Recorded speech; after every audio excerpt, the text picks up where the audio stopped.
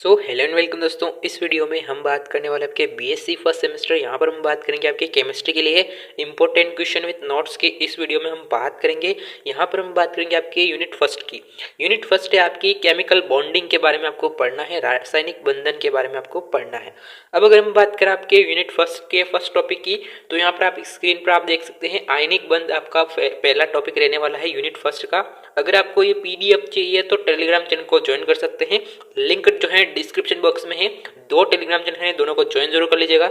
एक पर आपको पीडीएफ मिलने वाला है और एक पर आपको यहाँ पर वीडियो की नोटिफिकेशन मिलती है। तो दोनों टेलीग्राम चैनल को ज्वाइन जरूर कर लीजिएगा, दोनों की लिंक जो है आपको डिस्क्रिप्शन बॉक्स में मिल जाएगी। तो यहाँ पर अगर हम बात करें, स्क्रीन पर आप देख सकते हैं, तो यहाँ पर आपका पहला टॉपिक हो जाएगा आयनिक बंध। तो यहाँ पर आपका यूनिट फर्स्ट का पहला टॉपिक है आपके आयनिक बंध। आयनिक बंध में अगर हम बात करें तो आयनिक बंध की सामान्य विशेषता क्या है, तो यहाँ पर इसके प्रकार कौन कौन से हो जाएंगे, इसके बारे में आपको पढ़ना है। शॉर्ट में हम बात करेंगे, नोट्स के बारे में पहले बात कर लेंगे, उसके बाद आपके कौन कौन से यूनिट फर्स्ट के इंपॉर्टेंट क्वेश्चन हैं वो पढ़ लेंगे, क्योंकि 90% या फिर आपके 80% क्वेश्चन आपको यहीं से देखने को मिल जाएंगे। तो पूरा जरूर पढ़ लीजिएगा। यहाँ पर अगर हम बात करें, पहले नोट्स के बारे में बात कर लेते हैं। तो स्क्रीन पर आप देख सकते हैं, यहाँ पर आयनिक बंध की जो सामान्य विशेषता है उसके बारे में आपको पढ़ना है।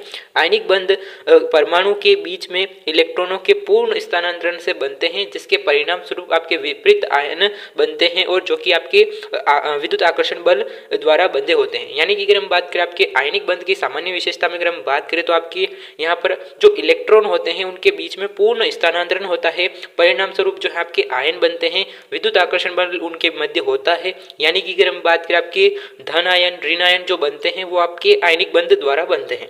यहाँ पर अगर हम बात करें विशेषता की, ये ध्रुवीय विलायक होते हैं जो कि आपके ध्रुवीय विलायकों में घुलनशील बोलते हैं। यहाँ पर अगर हम बात करें, आपके उच्च गलनांक होता है उनमें, अगर हम बात करें क्वथनांक वाले होते हैं, उच्च क्वथनांक और आपके उच्च गलनांक वाले होते हैं। और अगर हम बात करें आपके गलित अवस्था या फिर जलीय अवस्था में विद्युत के सुचालक होते हैं आपके आयनिक बंध। तो ये जो है आपकी सामान्य विशेषता हो जाएगी, इंपॉर्टेंट हो जाती है आयनिक बंध की सामान्य विशेषता। प्रकार की अगर हम बात करें तो आपके मुख्य रूप से धनायन और ऋणायन आपके आयनिक बंध के प्रकार हो जाएंगे। नेक्स्ट अगर हम बात करें, आपका नेक्स्ट टॉपिक हो जाएगा, यहाँ पर अगर हम बात करें आपके यूनिट फर्स्ट का नेक्स्ट टॉपिक है आपके त्रिज्या अनुपात नियम क्या है। तो त्रिज्या अनुपात नियम की अगर हम बात करें तो आपकी आपका धनायन की त्रिज्या और अगर हम बात करें ऋणायन की त्रिज्या का अनुपात को हम त्रिज्या अनुपात नियम कहते हैं। यहाँ पर आप देख सकते हैं, ये जो है आपके त्रिज्या अनुपात नियम रहने वाला है, इंपॉर्टेंट हो जाता है त्रिज्या अनुपात नियम। और अगर हम बात करें समन्वय संख्या की, तो ये नियम जो है आपके आयनिक क्रिस्टलों में आयनों की समन्वयता और आपके क्रिस्टलों की ज्यामिति को निर्धारित करता है। धनायन की त्रिज्या और आपके ऋणायन की त्रिज्या के अनुपात को हम त्रिज्या अनुपात नियम कहते हैं। तो यहाँ पर आप देख सकते हैं R प्लस, यानी कि अगर हम बात करें आपकी जो आपकी रेडियस होता है उसका रेशो अपॉन माइनस रेडियस का रेशो, तो यहाँ पर आपके प्लस R अपॉन जो है आपके माइनस आर हो जाएगा।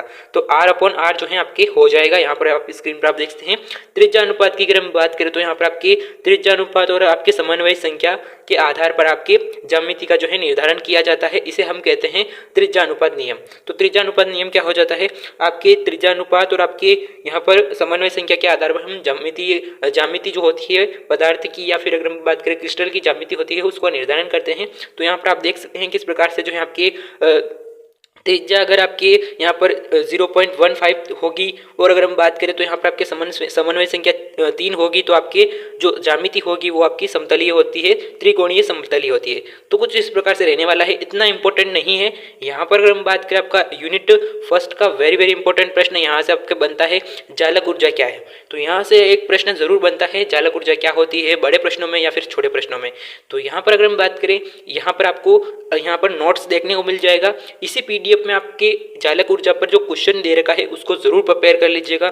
ये क्वेश्चन आने का यहाँ पर 60% चांस है, तो यहाँ पर आपको ये जरूर प्रिपेयर कर लेना है। तो जालक ऊर्जा की अगर हम बात करें तो वह ऊर्जा होती है जो एक मोल आयनिक ठोस को उसके गैसीय आयनों में अनंत दूरी तक अलग करने के लिए आवश्यक है, या इसके विपरीत। तो यहाँ पर अगर हम बात करें जालक ऊर्जा क्या हो जाएगी, तो वह ऊर्जा होती है जो एक मोल आयनिक ठोस को उसके गैसीय आयनों में दूर तक ले जाने में या फिर दूर करने के लिए आवश्यक होती है, या इसके विपरीत होती है, आयनिक या फिर आपके जालक ऊर्जा कहलाती है।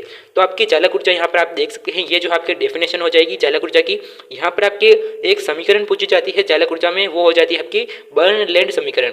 तो इसका अगर हम बात करें तो यहाँ पर आपको समीकरण लिख कर आनी है। तो यहाँ पर आपको सैद्धांतिक रूप से चालक ऊर्जा की गणना के लिए यहाँ पर आपको ये समीकरण याद रखनी है। तो चालक ऊर्जा की ज्ञात करने की कौन सी समीकरण हो जाएगी, आपको प्रश्न पूछा जा सकता है। तो यहाँ पर आप देख सकते हैं U इज इक्वल टू आपका minus N A Z plus Z minus E square upon यहाँ पर 4 pi epsilon naught R naught, ये जो है आपके समीकरण हो जाएगी। आपका कोष्टक में जो है आपके 1 माइनस 1 अपॉन एन, ये जो है आपके बर्नलैंड समीकरण हो जाती है, जो कि आपके चालक ऊर्जा ज्ञात करने के लिए उपयोग की जाती है। ये एक इंपॉर्टेंट समीकरण है। यहाँ पर अगर हम बात करें, ये जो है आपके इंपॉर्टेंट समीकरण है, इसको प्रश्न पूछा जा सकता है, तो इसको जरूर प्रिपेयर कर लीजिएगा। यहाँ पर अगर हम बात करें आपका यहाँ पर ए क्या है, एन ए क्या है, इसके बारे में अगर हम बात करें तो आपकी जो मेंडल स्थिरांक है उसके बारे में आपको यहाँ पर देखने को मिलता है। इसके अलावा हम बात करें आपकी यहाँ पर एन ए क्या है, तो यहाँ पर आपके अवोगाद्रो संख्या जो है आपके एन ए हो जाएगा। अगर हम बात करें जेड प्लस क्या है, जेड माइनस क्या है, तो आयनों पर आवेश जो है आपके Z प्लस और Z माइनस हो जाता है। इसके अलावा हम बात करें आपके आर नोट जो है आपके अंतर आयनिक दूरी है, यानी कि अगर हम बात करें आपका जो आर नोट यहाँ पर दे रखा है वो आयनों के मध्य की दूरी है। और अगर हम बात करें आपका N क्या हो जाएगा, तो आपके बर्न प्रतिपादक हो जाएगा।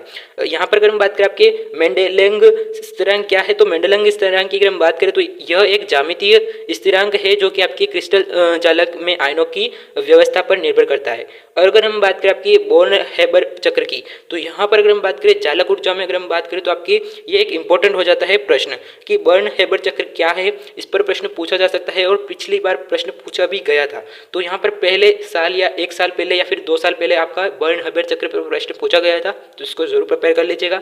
यहाँ पर अगर हम बात करें, स्क्रीन पर आप देखते हैं यह चालक ऊर्जा को प्रायोगिक रूप से निर्धारण करने की एक विधि है जो कि आपके हेंस के नियम पर आधारित है।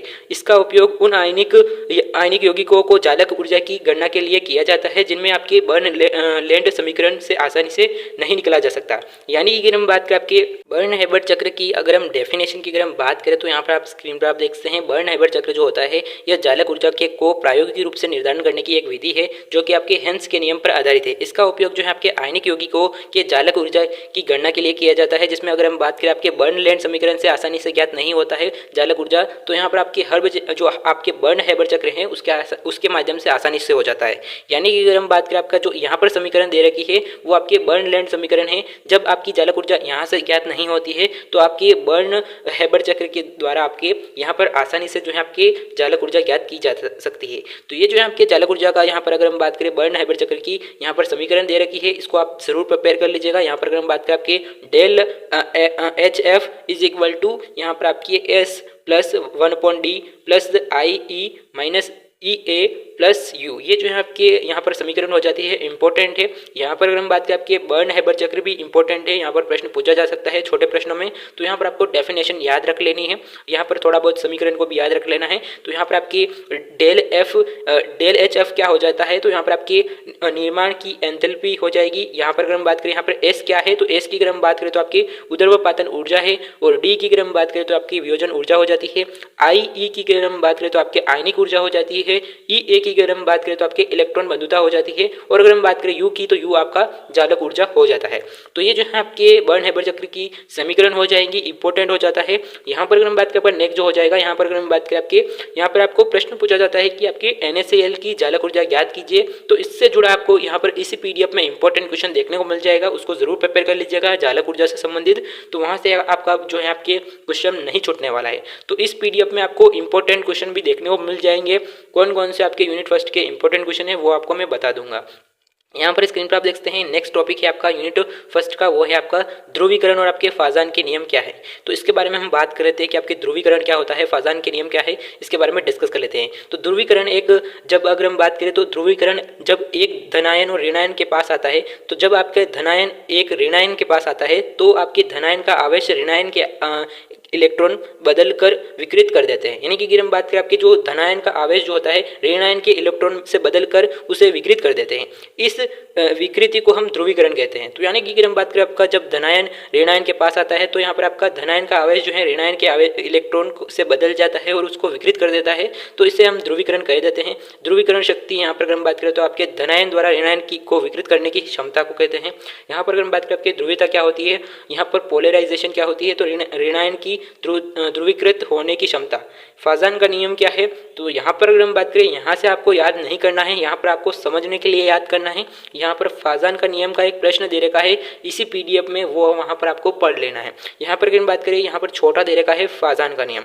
फाजान का नियम इंपॉर्टेंट हो जाता है। ये नियम आयनिक यौगिकों में सहसंयोजी गुणों की भविष्यवाणी करते हैं। यहाँ पर अगर हम बात करें आयनिक आयनों का आकार, यानी कि अगर हम बात करें आपके छोटे आयन और अधिक ध्रुवीय शक्ति होती है। ऋण आयन की अगर हम बात करें तो ऋण आयन का आकार जो है आपके बड़े ऋण आयन अगर हम बात करें तो अधिक ध्रुवीयता होती है। आवेश की अगर हम बात करें तो यहाँ पर आपके आयनों पर अधिक आवेश होता है, अधिक ध्रुवण करते हैं।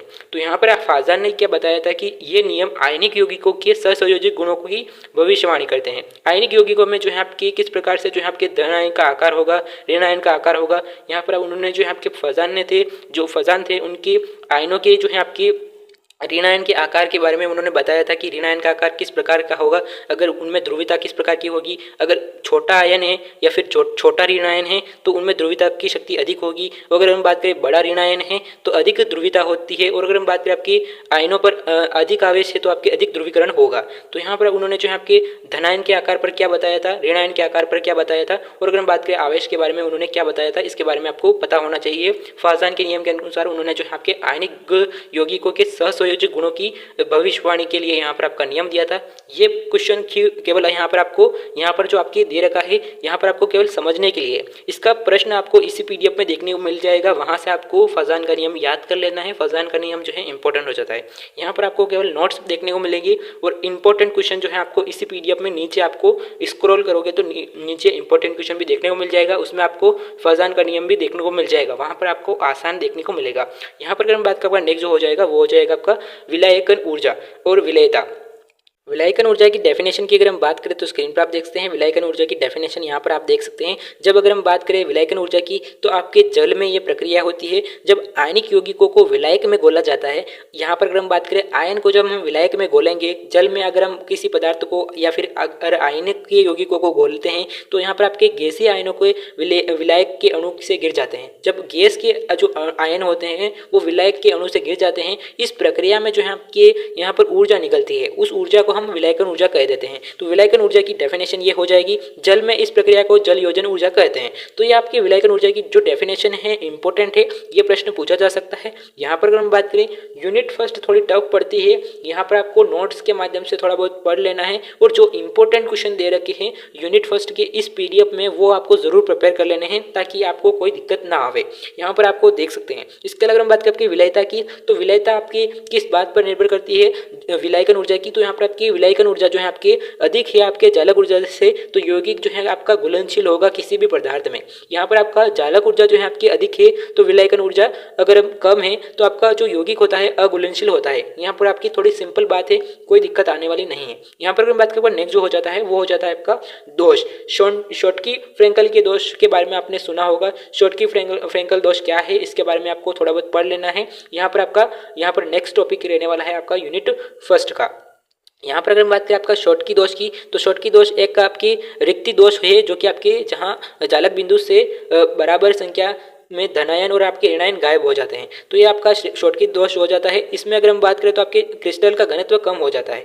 यानी कि अगर हम बात करें आपका एक रिक्ति दोष होता है आपका, यानी कि अगर हम बात करें ये ठोस है मान लो, इसमें से अगर हम बात करें कोई जगह खाली हो जाती है और आयन जो है बाहर आ जाते हैं, यहाँ पर ऋणायन बाहर आ जाता है और यहाँ पर धनायन बाहर आ जाता है, तो यहाँ पर आपका कोई यहाँ पर जो है दोष उत्पन्न हो जाता है, यहाँ पर खाली जगह हो जाती है, तो इसे हम कह देते हैं शॉटकी दोष। तो यहाँ पर आपका ठोस है उसमें से कोई आयन जो है बाहर आ जाता है और अगर हम बात करें समान संख्या में आता है, धनायन और ऋणायन दोनों ही बराबर संख्या में गायब हो जाते हैं यहाँ से, तो इसे हम शॉटकी दोष कह देते हैं। और अगर हम बात करें ये जो है आपके घनत्व कम कर देता है, यानी कि अगर हम बात करें ये पहले 5 ग्राम का था तो ये 4 ग्राम का हो जाएगा। यानी कि अगर हम बात करें यहाँ पर आपका यहाँ पर घनत्व कम हो जाता है, यानी कि अगर हम बात करें आपकी डेंसिटी कम हो जाती है, वजन कम नहीं होता है डेंसिटी कम होती है, सॉरी, तो यहाँ पर आपका डेंसिटी जो है आपका कम हो जाती है, घनत्व कम हो जाता है। इसके अलावा हम बात करें आपका नेक्स्ट हो जाता है फ्रेंकल दोष। फ्रेंकल दोष भी इंपॉर्टेंट है। यह अंतरकाशीय दोष है जहां एक आयन आमतौर पर छोटा, यानी कि अगर हम बात करें आपका धनायन जो होता है वो छोटा, और अगर हम बात करें अन्य सामान्य जालक स्थिति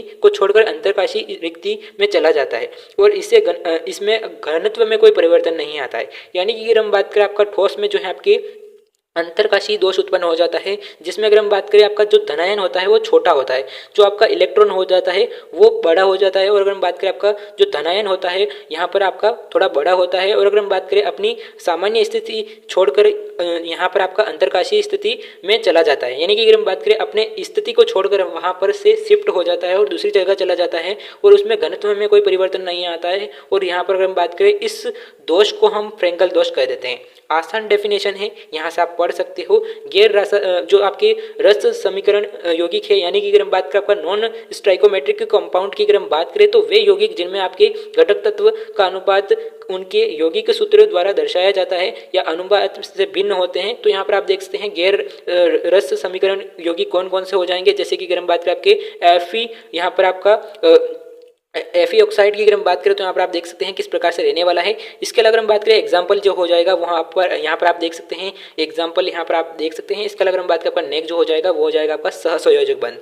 तो ये जो है आपका यूनिट फर्स्ट का नेक्स्ट टॉपिक है, यहाँ पर आपका कोवेलेंट बॉन्ड। तो कोवेलेंट बॉन्ड की अगर हम बात करें तो इसकी सामान्य विशेषता के बारे में बात कर लेते हैं। स्क्रीन पर आप देखते हैं सहसंयोजक यौगिक की अगर हम बात करें तो इसकी सामान्य विशेषता, सहसंयोजक यौगिक जो होते हैं आपके वो इलेक्ट्रॉनों के साझा से बनते हैं। आपके आयनिक यौगिक जो होते हैं आपके इलेक्ट्रॉनों के यहाँ पर आपकी पूर्ण स्थानांतरण से बनते हैं। और आपका सहसंयोजक जो यौगिक होते हैं वो आपकी सहसंयोजक बंध के इलेक्ट्रॉनों के साझा से बनते हैं। यहाँ पर अगर हम बात करें ये दिशात्मक होते हैं। यहाँ पर अगर हम बात करें कम गलनांक और आपके क्वथनांक वाले होते हैं आपके सहसंयोजक यौगिक, सामान्यतः विद्युत के कुचालक होते हैं। आसान डेफिनेशन है। इसके अलावा हम बात करके सहसंयोजक बंध सिद्धांत क्या है, तो यहाँ पर आपके संयोजकता बंध सिद्धांत की अगर हम बात करें तो आपके स्क्रीन पर आप देख सकते हैं वैलेंस बॉन्ड थ्योरी के बारे में पूछा जाता है प्रश्न। ये सिद्धांत बताता है कि बंध तब बनते हैं जब आपकी यहाँ पर दो परमाणु कक्षक ओवरलैप करते हैं, यानी कि अगर हम बात करें अतिव्यापन करते हैं, ओवरलैप करते हैं। अतिव्यापन क्षेत्र विपरीत रिपिन वाला यहाँ पर आपके स्पिरिन वाला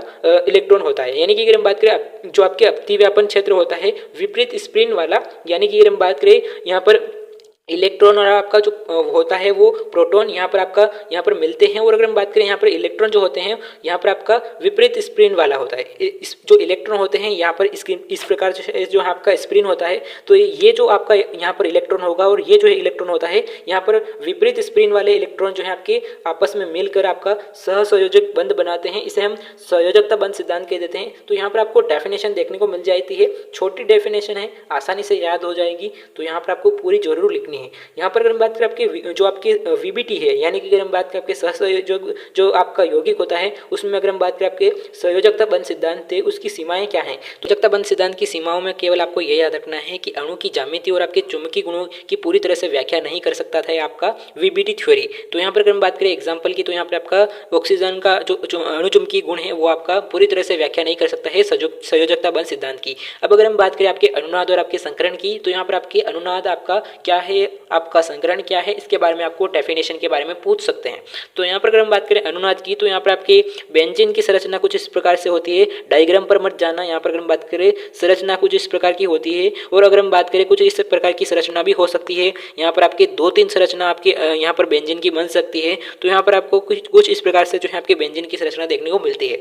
तो ये भी संरचना आपकी बेंजीन की और ये भी आपकी संरचना बेंजीन की है। तो किसी एक संरचना के माध्यम से आप यहाँ पर आपको अणु की दर्शा नहीं सकते, यानी कि अगर हम बात करें एक संरचना से किसी अणु को नहीं दर्शाया जा सकता है, तब अगर हम बात करें तो अनुनाद हो जाता है। तो अनुनाद में हम क्या करते हैं, तो यहाँ पर आपकी बेंजीन की संरचना को कुछ इस प्रकार से यहाँ पर आपकी बनाते हैं, कुछ इस प्रकार से आपकी बेंजीन की संरचना को यहाँ पर बनाते हैं। और अगर हम बात करें कुछ इस प्रकार से यहाँ पर आपके गोला बना देते हैं बीच में। तो ये जो है आपके अनुनाद की दर्शाता है। तो यहाँ पर अगर हम बात करें किसी एक संरचना द्वारा आपका यहाँ पर आपकी नहीं दर्शाया जा सकता हो, तो उसे हम अनुनाद कह देते हैं। सिंपल डेफिनेशन ये हो जाएगी। यहाँ पर अगर हम बात करें डेफिनेशन की, तो स्क्रीन पर आप देखते हैं जब किसी अणु की सभी विशेषताओं को यहाँ पर एकल लुईस संरचना द्वारा नहीं दर्शाया जा सकता, तो उसकी वास्तविक संरचना को काल्पनिक संरचना द्वारा दर्शाया जाता है। संरचनाओं द्वारा अनुनाद संकरण होता है। तो ये जो आपके अनुनाद संकरण हो जाएगा। यहाँ पर अगर हम बात करें, आपका मैंने बताया है कि आपके बेंजीन की संरचना आपके एक संरचना द्वारा नहीं दर्शाई जा सकती है, तो उसे हम अनुनाद कर देते हैं। और अगर हम बात करें बीच में गोला बना देते हैं, तो यहाँ पर आपका अनुनाद इस प्रकार से दर्शाया जाता है।